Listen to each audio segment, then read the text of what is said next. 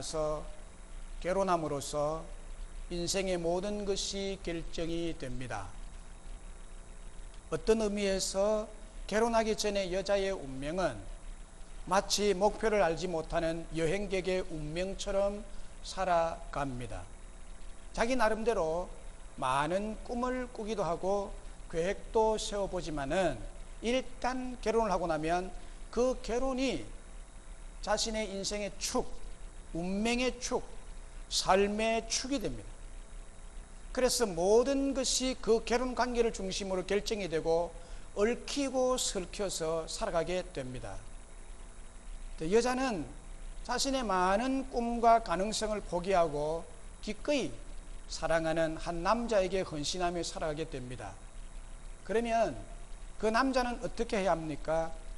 그는 그 사랑하는 여자가 모든 자기의 꿈을 포기하고 남편에게 의존해서 살아가는 그런 결혼자가 되었기 때문에, 아내가 됐기 때문에 여자의 모든 필요를 채워주고 또 보호해주고 사랑함으로써 자신의 아내가 더 성숙하고 풍성한 삶을 살아갈 수 있도록 해주어야만 합니다. 사랑하는 한 남자를 위해서 자신의 그 나름대로의 개인적인 꿈을 접었다는 사실을 늘 생각하면서 은혜롭고 축복되고 행복한 삶을 살아가도록 돌봐 주어야만 할 것입니다. 이처럼 한 여자가 한 남자를 만나서 결혼하는 것의 의미보다 더 기독교 신앙을 잘 설명해 주는 것은 없을 것입니다. 그래서 사도 바울도 하나님과 교회의 관계, 예수님과 교회의 관계를 남편과 아내의 관계, 결혼 관계로 설명을 하고 있습니다. 오늘 본문에서 야곱은 머나먼 여행을 떠납니다. 그는 한때 대단한 꿈을 가지고 있었고 자기 자신에 대해서 큰 야망을 품고 있었던 사람입니다. 그러나 그는 어느 순간 고향을 포기해야 했고 부모를 떠나야 했고 자기의 꿈을 접어야 했고 그래서 지금은 빈털터리로 떠나게 됩니다. 그리고 그 여행길을 가다가 빈 들판에서 밤을 맞아서 그곳에서 쓰러져 자야만 하는 신세가 되어버렸습니다. 이게 바로 꼭 시집가는 여자 같은 마음이 들어요. 그런데 그는 그 밤에 잠을 자다가 바로 거기서 살아계신 하나님을 만나게 됩니다. 더 엄격히 말하면 야곱이 만나고 싶어서 만난 것이 아니라 야곱이 하나님 만나고 싶어서 간절히 소원해서 그곳에서 문 제단을 쌓아서 하나님 그래서 와셨다가 아니라 하나님께서 친히 일방적으로 나타나셔서 만나 주시고 하나님 자신이 누구며 어떻게 할아버지 아브라함과 아버지 이삭을 지켜주셨는지를 말씀하셨습니다. 그리고 야곱 자신에 대해서 가지고 계신 계획을 말씀으로 약속을 주셨습니다.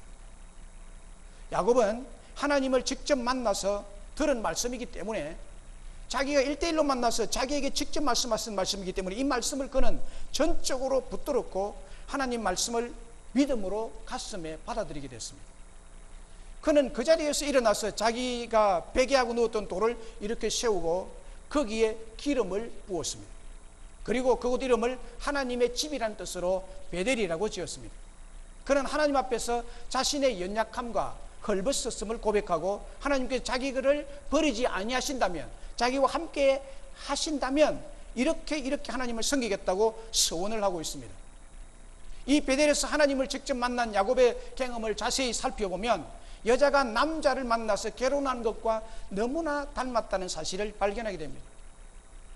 하나님을 인격적으로 만나는 것이나 한 번 만나고 난 후에 전적으로 자신의 삶을 맡기고 헌신하는 것이나 하나님이 야곱의 먹고 사는 모든 문제를 책임져 주시는 이 모든 것이 결혼과 굉장히 비슷한 의미를 가지고 있습니다.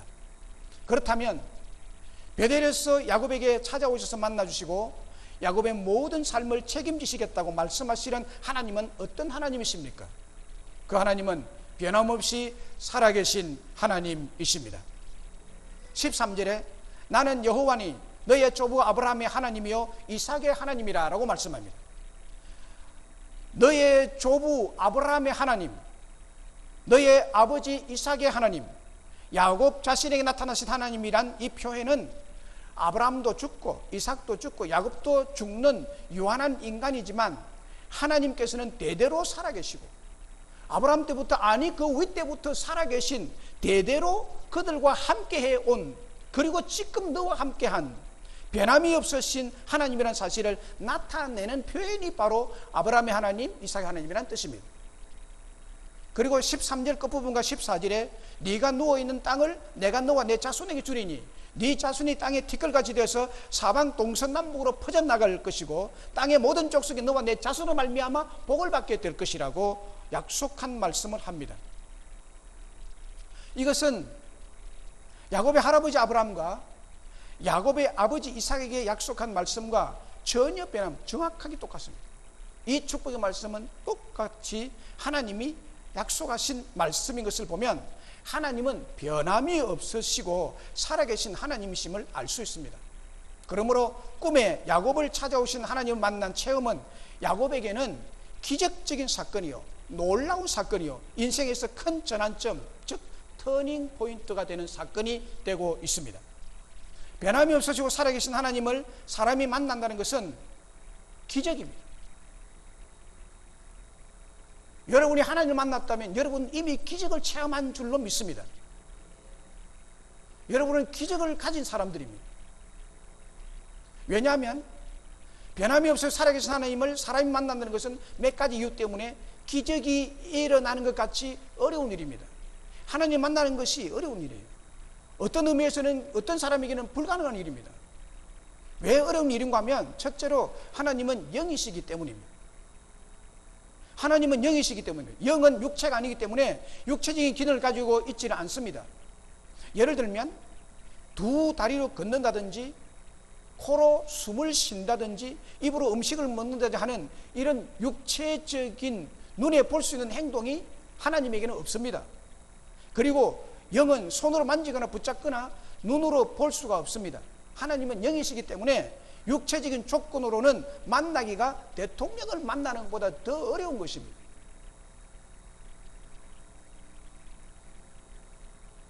저는 대통령을 딱 직접 만나본 것은 딱 한 번밖에 없습니다. 우리나라 대통령들이 얼마나 많이 이제 저기해서 그만두고 했습니다. 대통령을 직접 대면해서 대화는 안 했지만 바로 가까운 거리에서 한 2m 정도 가까운 거리에서 그냥 보았죠. 만난 것이 아니라. 그것도 얼마나 힘든지 몰라요. 그것도 특별한 어떤 계획을 세워서 가서 만난 것이죠.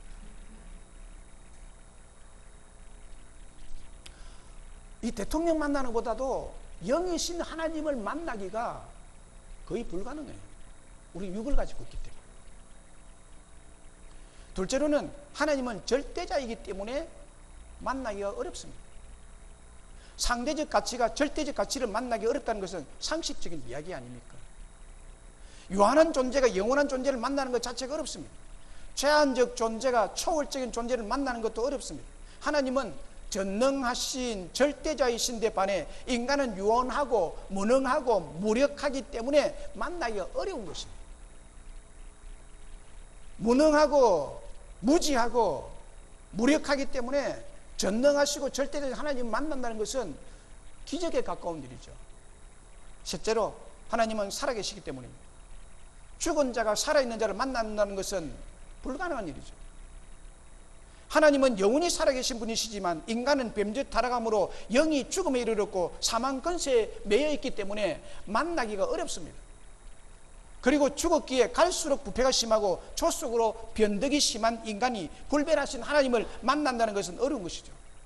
그렇기 때문에 하나님을 인간이 아무나 아무 때나 어디서든지 만나는 것은 불가능하다는 것이죠. 그럼에도 불구하고 야곱은 지금 인간적인 불가능을 가득 안고서 변함이 없으시고 살아계신 하나님을 만나고 있습니다.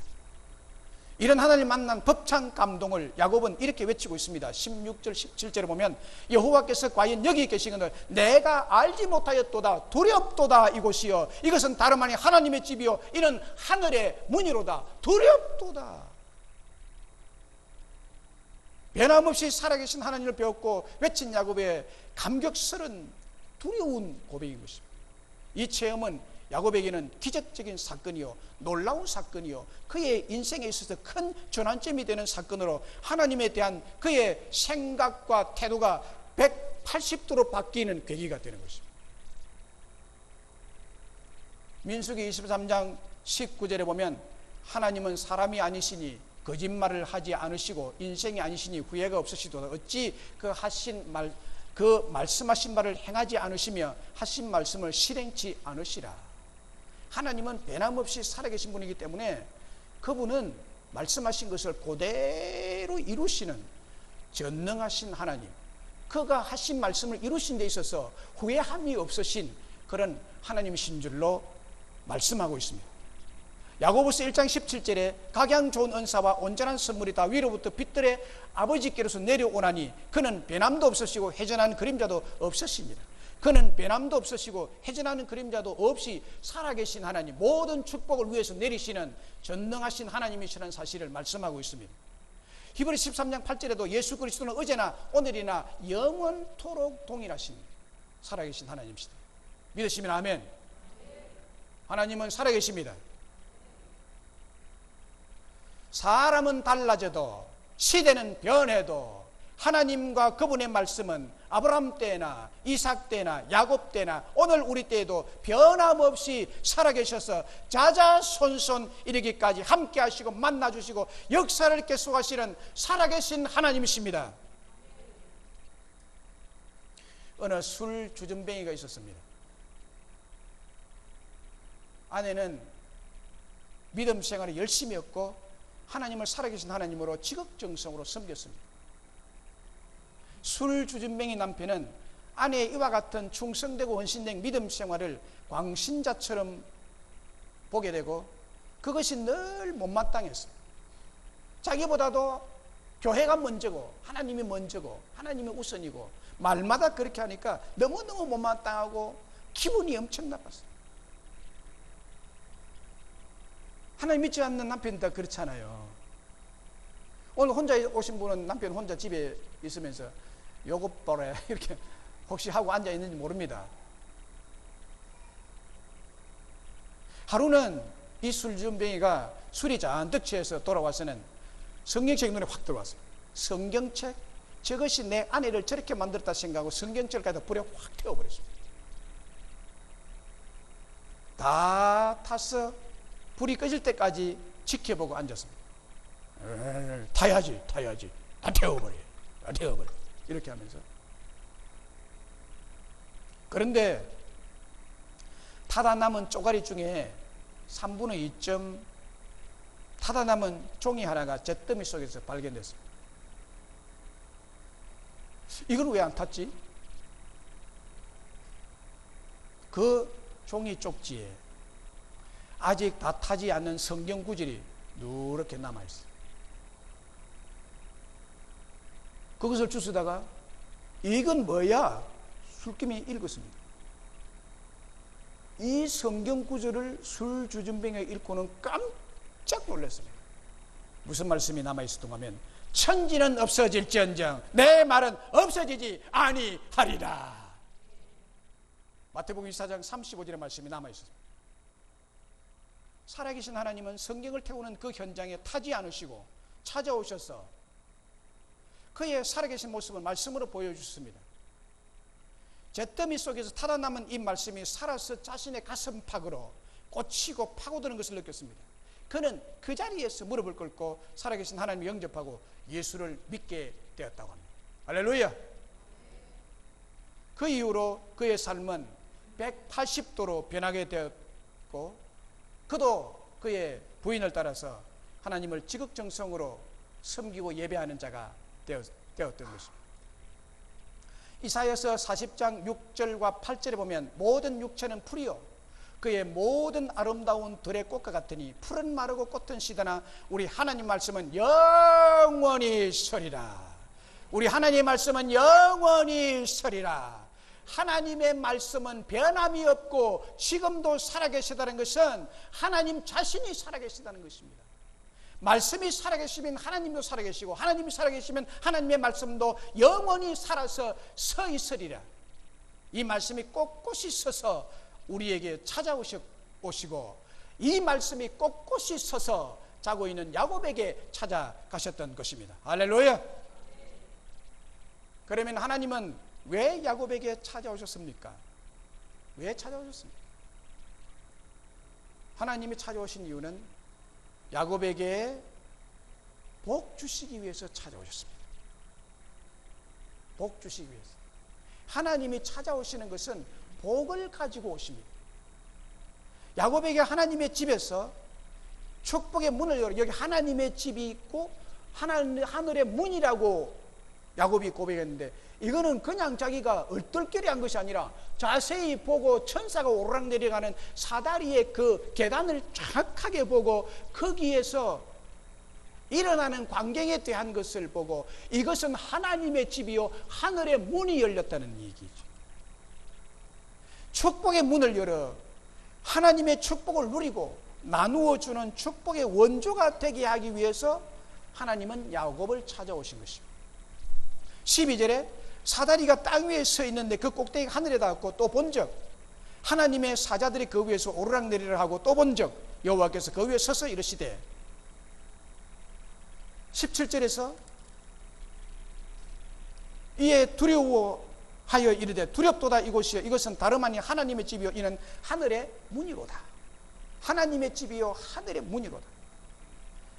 이것은 하늘 문이 열린 장면을 표현한 것입니다. 하늘 문이 닫혀진 상태에서는 사람이 하늘나라에서 일어나는 일을 아무도 볼 수가 없습니다. 하늘 문이 열려서 하늘나라에서 지금 일어나고 있는 장면을 본 것을 기록한 곳이 성경 몇 군데 있습니다. 에스겔이 포로로 잡혀가서 그발 강가에 서 있는데 이 나라가 앞으로 어떻게 될까 걱정하니까 하늘이 열리고 하나님의 병거들이 이 나라를 회복할 것이라는 이 놀라운 하늘 군대를 하늘 열어서 보여줬습니다. 에스겔에게.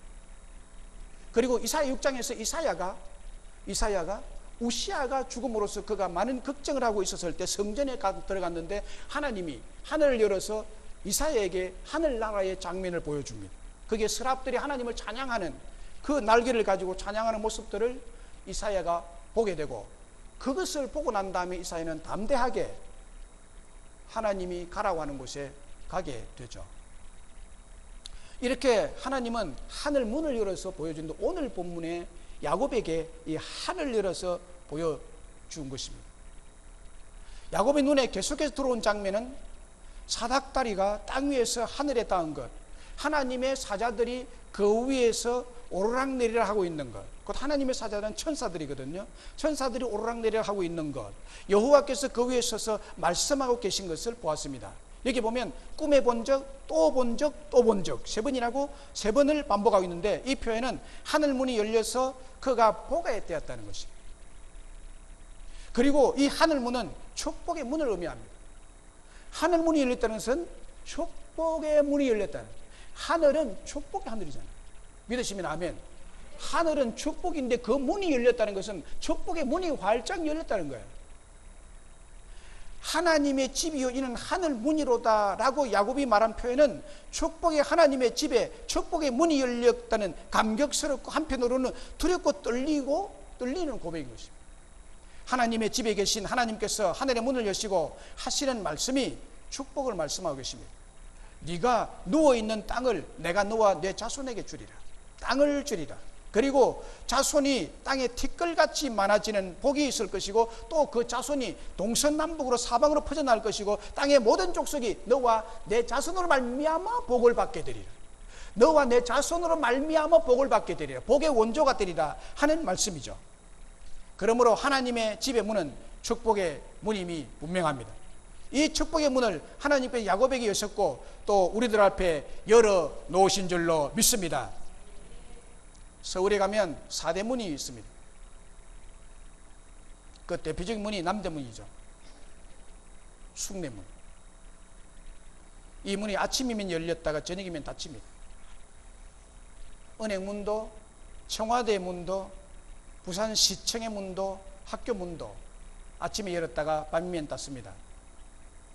건강의 문, 직장의 문, 경제의 문, 학업의 문도 한번 닫히면 더 이상 열리기가 어렵습니다. 그러나 밤에 꿈속에서 본 하늘문, 이 하늘문은 야곱 앞에 넓게 열려 있습니다. 이 열린 문으로 우리에게 축복을 내려주시려고 준비가 되어 있다는 말씀입니다. 요한복음 10장 7절에 보면 내가 진실로 진실로 너희에게 말하노니 나는 양의 문이라 라고 말합니다. 예수님이 문이세요. 이게 하늘문은 예수님이 문이시다는 구약적인 표현입니다. 요한복음 10장 9절에 내가 문이니 누구든지 나로 말미암아 들어가면 구원을 받고 또 들어가면 나오며 꼴을 얻으리라. 가장 크고 가장 위대하고 가장 아름다운 축복의 문은 바로 예수 그리스도이십니다.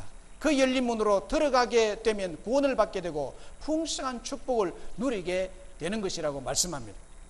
요한계시록 3장 7절로 8절은 부활하시고 살아계신 예수님께서 빌라델비아 교회에 찾아오셔서 하신 말씀입니다.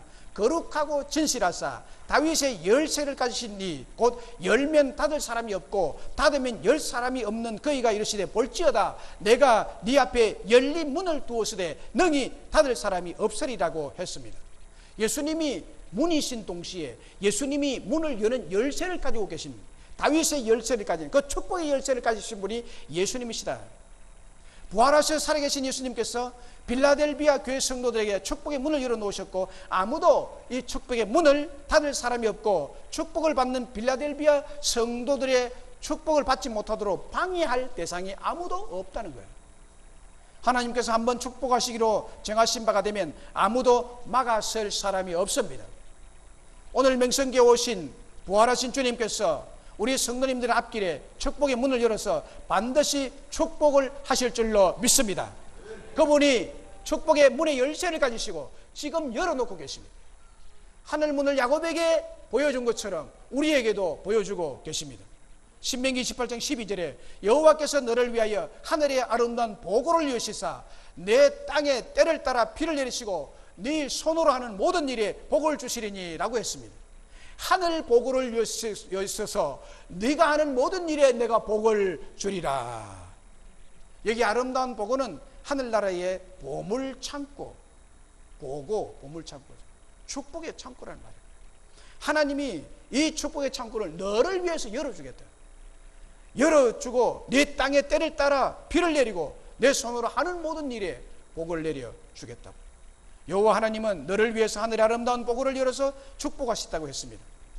베델에서 하나님은 야곱에게 축복의 보물창고의 문을 활짝 열어주셨습니다. 주식회사 워터스 정수기의 배경석 회장이라는 분이 계십니다. 여의도 순복음교회 장로님인 그는 당시 박정희 정권 때 청와대에서 고위공직에 있었던 사람입니다. 그런데 이 정권이 1980년 초에 무너졌죠. 무너지자 하루아침에 알거지가 되어서 길거리에 내몰렸습니다. 완전히 빈털터리가 돼가지고 올 때 갈 데 없게 됐어요. 그래서 어찌어찌하다가 반지하 단칸방에 6명의 식구가 오글오글 같이 살았어요. 먹을 것도 거의 없어요. 그런 와중에도 교회에 나가는 일과 새벽기도를 계속하면서 성경을 읽는 중에 창세기 1장 6절 7절에 그의 마음이 확 꽂혔습니다. 하나님이 참 이상하시죠. 우리 창세기 1장 1절에서 쭉 읽어 내려가면 그게 별 은혜가 되는 분도 있지만 이렇게 심령에 강하게 꽂히는 일은 별로 없습니다. 그런데 이분에게는 이 말씀이 꽂혀버린 거예요. 창세기 1장 6절 7절에 어떻게 되어 있는가 하면 하나님이 이르시되 물 가운데 궁창이 있어 물과 물로 나뉘라 하시고 하나님이 궁창을 만드사 궁창 아래 물과 궁창 위에 물로 나뉘게 하시니 그대로 되니라. 이 말씀이 꽂혀버린 거예요. 큰 영감을 받았습니다. 그리고 1980년도에 마산 앞바다가 오염이 됐다는 기사와 함께 피혁 공장의 폐수가 하천을 오염시키는 사실에 이분은 남달리 충격을 받고 물 오염 시대가 머지않아 전국에 확산될 것이라고 그는 앞을 내다보게 됐습니다. 그래서 물을 사먹을 시대가 올 거다. 이 사람이 그때부터 이 정수 사업에 착수해서 그 태초의 물, 워터스란 태초의 물이라는 의미인데 이 태초의 물을 지구의 지층의 단층 구조를 압축해 가지고 이 물을 정수시켜서 뽑아내면 될 것이라는 기도하면서 그런 마음의 감동을 받아. 그래서 그런 성경에 나오는 태초의 물을 공급하는 정수 사업을 시작했는데, 오늘날은 전국의 50여 개 대리점과 30여 개국에 이 정수기를 수출하는 대기업으로 오늘에 이르게 됐습니다. 알거지가 됐는데, 하나님이 그에게 찾아오셔서 축복의 문을 여니까 말씀으로 축복의 문을 열게 그에게 인사이트를 주고 어떤 영감을 그에게 주어서, 이렇게 하면 되겠구나, 이렇게 하면 분명코 되겠구나 하는 마음의 확신이 불같이 일어나고 그것을 연구해서 이렇게 오늘에 이르게 된 것입니다. 여러분, 인간적인 모든 문이 닫혀버리고 막혀버린 배경석 장로님에게 하나님께서 말씀으로 찾아오셔서 축복의 하늘문을 열어주심으로 성공적인 인생을 다시 일으킬 수가 있었던 것입니다. 지금 우리 사회는 경제적으로, 정신적으로, 문화적으로, 종교적으로 문이 많이 막혀 있습니다. 길을 잃어버린 사람이 많습니다. 그러나 여러분, 우리 하나님은 지금도 하늘문을 여시고 사닥다리가 땅에서 하늘 꼭대기에 놓여 있고 천사가 오르락내리락 하고 있고 그곳에 서서 우리에게 축복의 문을 열어주시는 살아계신 하나님이심을 믿으시기를 주의 이름으로 축원합니다. 그렇습니다. 베델에서 자고 있던 야곱에게 꿈에 찾아오신 하나님은 어떤 하나님이시란 말입니까? 너의 조부 아브라함의 하나님, 아버지 이삭의 하나님, 야곱 자신에게 나타나신 하나님이라고. 아브라함도 죽고 이삭도 죽고 야곱 너도 죽는 유한한 인간이지만 나 여호와는 조상대대로 살아있고 변함이 없어진 하나님이라고 계시하여 보여주었습니다. 그리고 하나님은 왜 야곱에게 찾아오셨습니까? 그 이유는 야곱에게 하나님의 집인 베델에서 축복의 문을 열어서 그에게 축복하기 위해 찾아오셨습니다. 하나님이 축복하면 막을 사람이 없습니다. 우리 모두에게 오늘 여러분을 초청한 이유는 하나님이 여러분들에게 복을 주시기 위해서 여기에 찾아오신 여러분들에게 하나님도 찾아오신 줄로 믿습니다. 하나님은 지금도 살아계신 분입니다. 하나님은 오늘도 우리에게 베델인 하나님의 집에서 축복의 문을 열어주실 것을 약속하고 보여주고 계십니다.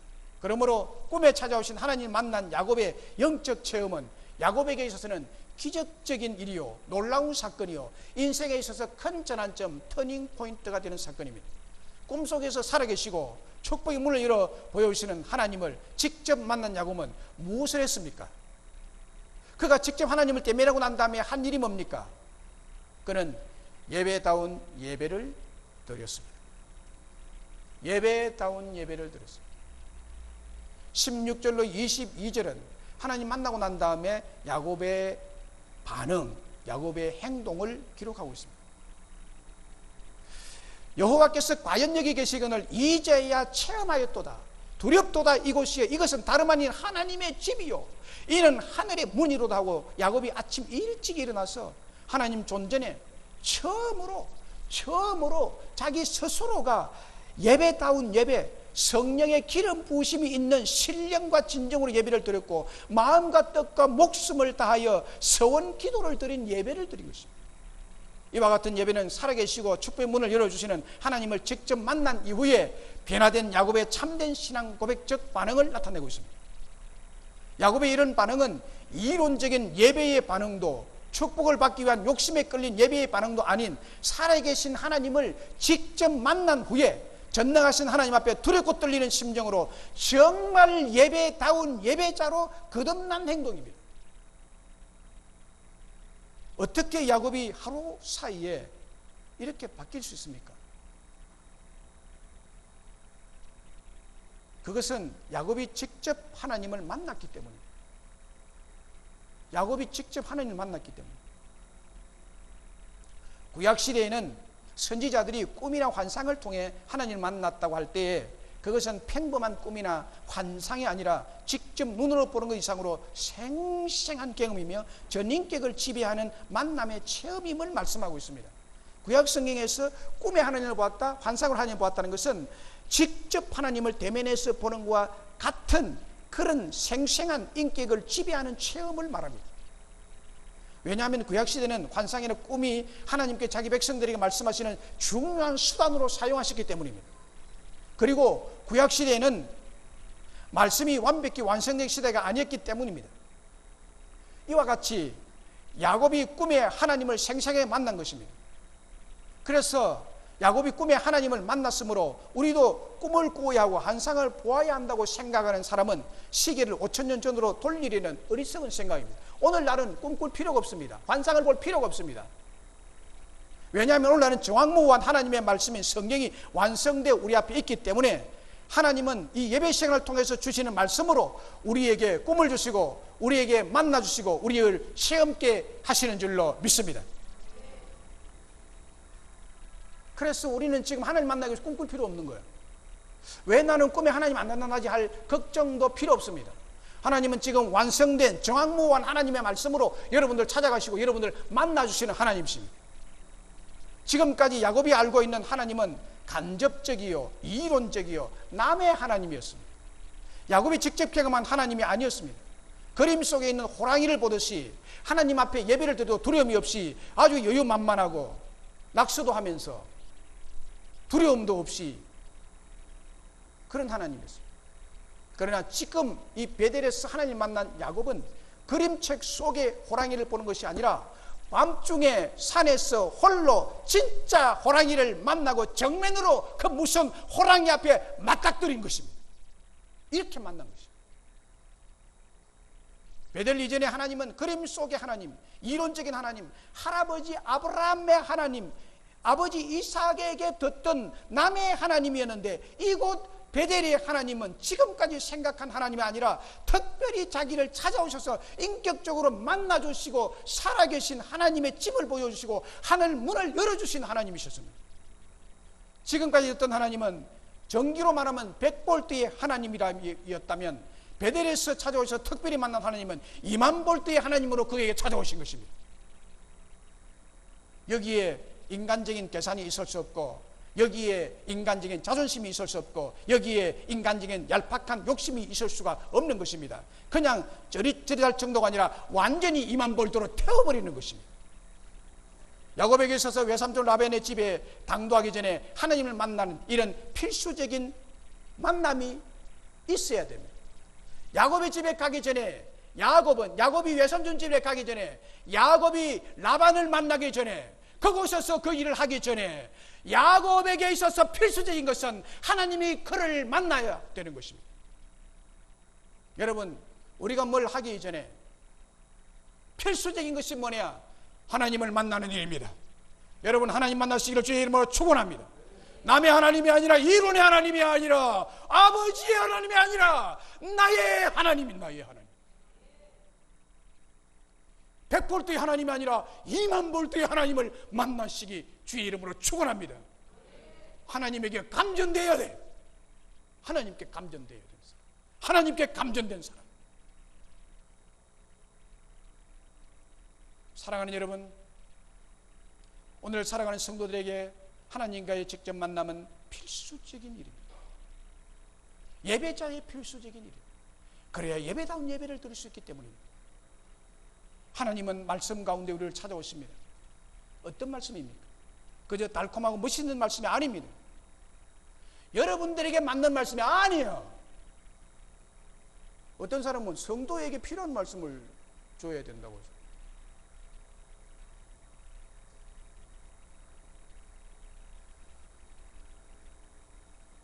그저 달콤한 말씀이 아니라 하나님 말씀으로 내게 개인적으로 내 하나님으로 나의 하나님으로 만나는 그 말씀은 내 인격을 완전히 쪼개며 내 심령을 파고들며 내 영혼을 찌르짜는 말씀으로 내 앞에 당도하는 것입니다. 이제 더 이상 도망가지 마라. 나는 살아계신 하나님, 부활하신 하나님, 전능하신 하나님이다. 지금까지 네 돈과 네 머리를 믿고 네 멋대로 살았지만 더 이상은 안 돼. 너 죽을래 살래? 하나님 이렇게 임하시는 것입니다. 20000볼트로 찾아오시는 것입니다. 이때 비로소 하나님에 대한 진정한 고백과 두렵고 떨리는 예배가 시작이 되는 것입니다. 더 이상 예배를 보는 것이 아니라 예배를 지존하신 하나님께 드리는 것입니다. 야곱이 드린 예배가 바로 이런 예배였습니다. 야곱이 돌베개 했던 것을 세우고 기름을 부은 것과 하나님께 자기에게 주신 모든 것에서 10분의 1을 반드시 10분의 1을 반드시 10분의 1을 반드시 하나님께 드리겠다는 서원은 자기에게 찾아오신 하나님, 축복의 말씀을 주신 살아계신 하나님을 전적으로 믿고 받아들이면서 한평생 살아계시고 축복의 문을 여시는 하나님만 의지하고 살겠다는 서원의 표시이며 또한 변치 않는 깊은 신앙 고백인 것입니다. 민수기 22장 21절 이하에 보면 이스라엘 선지자 발람의 사역이 소개되고 있습니다. 이스라엘 선지자 발람, 이스라엘이 모압 평지에 진을 치고 있을 때 이스라엘 백성 때문에 모압 왕 발락이 굉장히 두려웠습니다. 모압 왕 발락, 이름이 비슷해요. 모압 왕의 이름 발락이고 이스라엘 선지자 이름 발람입니다. 그래서 이스라엘의 선지자 발람을 돈으로 매수해서 이스라엘을 저주케 하도록 초청을 하고 이스라엘을 저주하려 모압의 제단으로 가는데 이 발람 선지자가 하나님의 사자가 길에 나타나서 그 길을 막고 섰습니다. 가지 마라. 못 간다 너.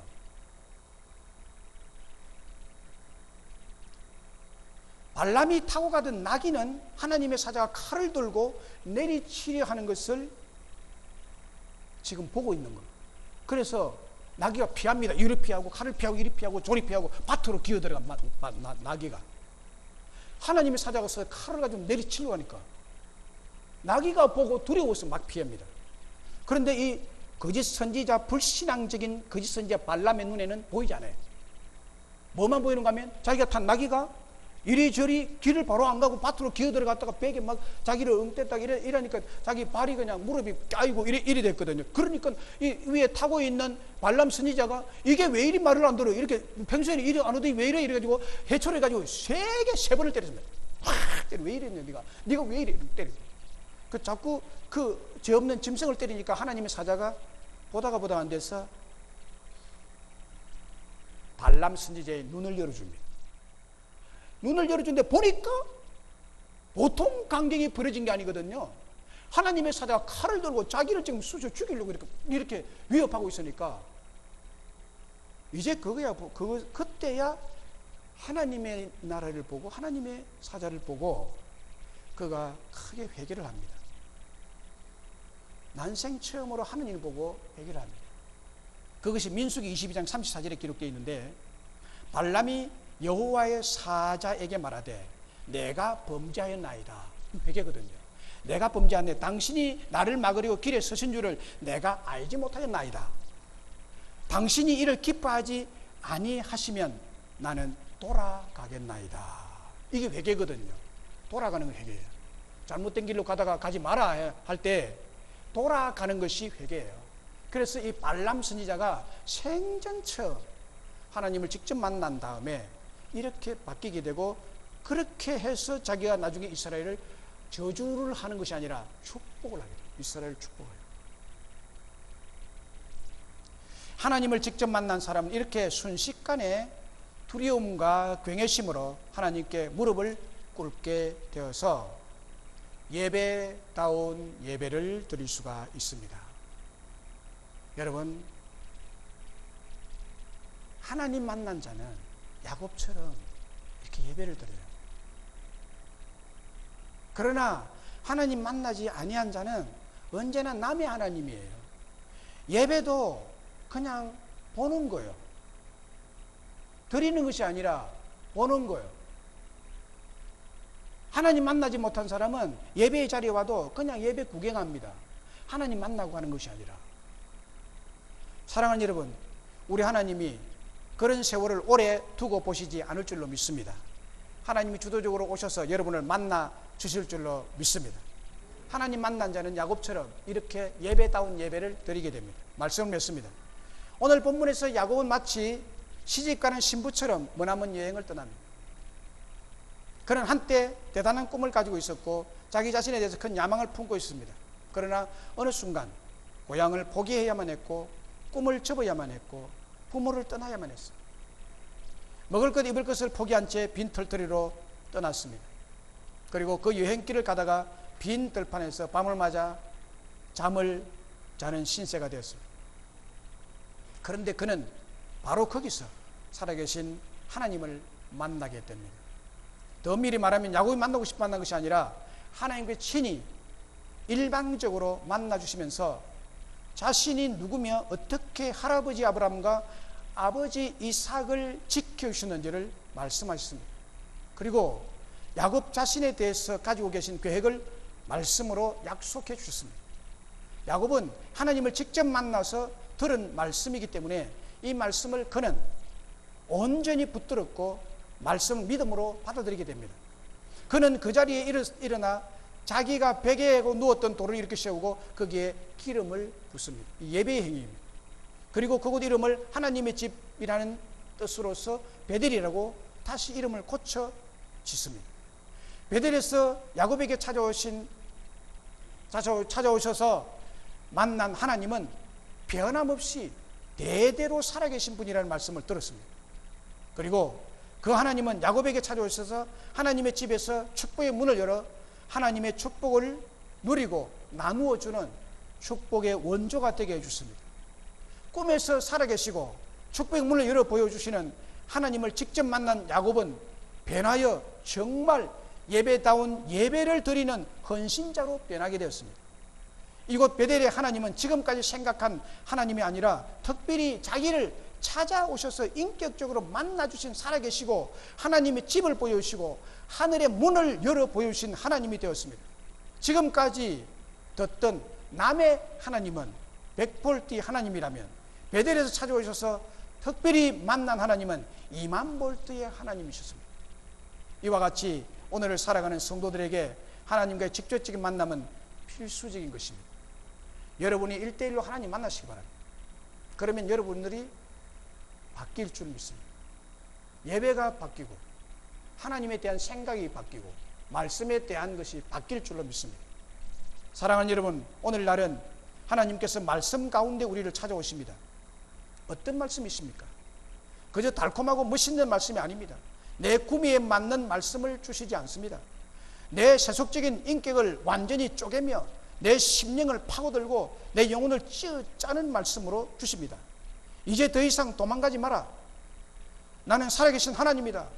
부활하신 하나님이다. 전능하신 하나님이다. 지금까지는 네 돈과 네 머리를 믿고 네 멋대로 살았지만 더 이상은 안 돼. 너 죽을래 살래. 20000볼트로 찾아오시는 하나님이십니다. 이때 하나님을 만난 때부터 비로소 하나님에 대한 진정한 고백과 두렵고 떨리는 예배가 시작이 되는 것입니다. 이제 예배가 비로소 두렵고 떨리는 예배가 되는 거예요. 남의 하나님일 때는, 이론적인 하나님이실 때는 예배가 두렵고 떨림이 없어요. 그림 속에 호랑이를 어린아이들이 보듯이 예배를 그렇게 봅니다. 그러나 하나님 만난 자는 호랑이를 맞닥뜨려서 면전에서 보는 것처럼 하나님 앞에 예배 드릴 때 두렵고 떨리는, 과연 하나님이 여기 살아 계셨군요 라는 고백과 함께, 그래서 더 이상 예배를 보는 것이 아니라 예배를 드리는 것입니다. 구경하는 것이 아니라 만나는 예배. 야곱이 드린 예배가 바로 이런 예배였습니다. 그리고 야곱이 돌베개 했던 것을 세우고 기름을 부은 것과 하나님께 자기에게 주신 모든 것의 10분의 1을 반드시 하나님께 드리겠다는 서원 기도를 했습니다. 이 서원 기도는 자기에게 찾아오신 하나님, 축복의 말씀을 주신 살아계신 하나님을 인격적으로 만남으로 축복의 문을 여시는 하나님만 의지하고 살겠다는 서원의 표시고 전적 헌신의 표시고 변치 않는 신앙 고백인 것입니다. 말씀으로 임재하시는 살아계신 하나님 존전에 아름다운 예배를 드리는 예배자, 하나님을 기쁘시게 해드리는 예배자, 그리고 참된 헌신을 다짐하는 저와 여러분 앞에 축복의 베델이 열려 있는 줄로 믿습니다. 축복의 하늘문이 열려 있습니다. 사랑하는 여러분, 하나님의 집을 통해서, 열린 하늘문을 통해서 하나님을 만나시고 하나님의 신령한 복과 땅의 풍성한 축복을 받아 누리시기를 주의 이름으로 축원합니다.